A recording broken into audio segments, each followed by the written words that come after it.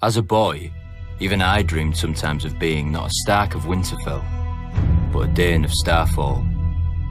Legend has it that the Dornish founder of House Dayne followed a falling star to where it hit the ground, and there he raised his castle.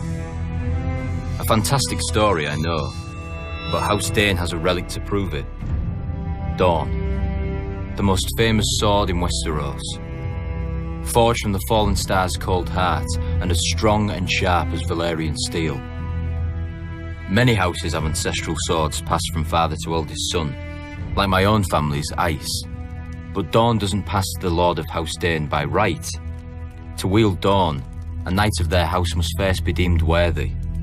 It doesn't matter if he's the Lord, a younger brother, or a distant cousin. If none are found to be worthy, the blade stays on the mantle in Starfall until the next generation. But Dawn hasn't rested there often. From House Dayne have risen some of the greatest warriors in Westeros. Vaurian Dayne, who was a king and the greatest knight in Dawn before he was defeated by Nymeria. Because of his honour and his prowess, she sent him to the wall in golden fetters and took his heir as her husband. Joffrey Dayne, who answered Aegon the Conqueror's demand to submit by invading Aegon's 7 kingdoms and marching an army to the gates of Old Town, where Aegon had been crowned.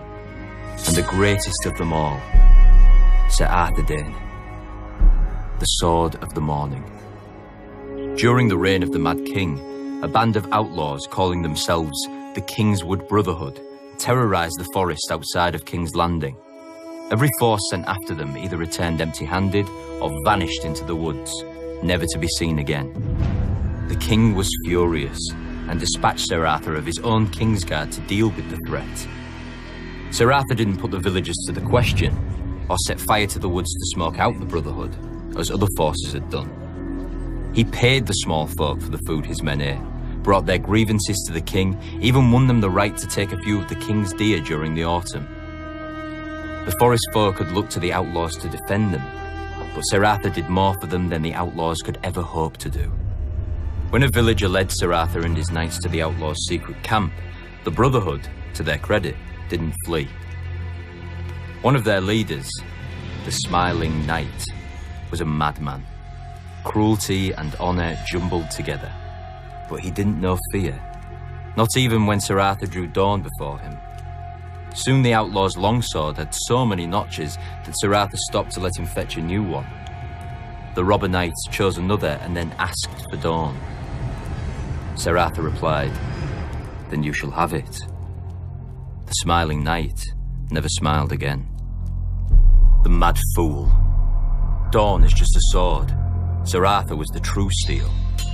Strong, brave, and loyal to a fault. He would never have aided Rhaegar's abduction of my sister if his vows hadn't compelled him. And though we fought on opposite sides, I admired him.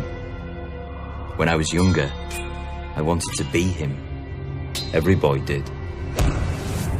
And I killed him. Not in single combat, but as he was on his knees, a dagger in his back. I'll never forget the look in his eyes. He wasn't angry or betrayed.